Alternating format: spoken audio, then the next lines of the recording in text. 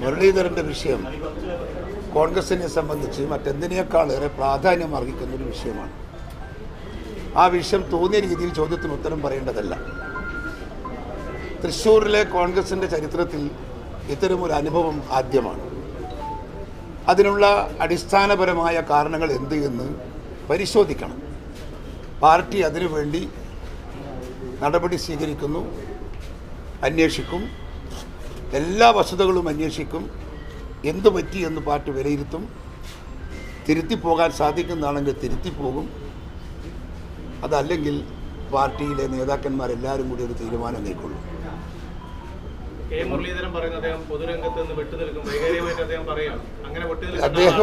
അദ്ദേഹം അങ്ങനെ വിട്ടു നിൽക്കേണ്ട ആളല്ല. അതാണ് ഞാൻ നേരത്തെ പറഞ്ഞത്.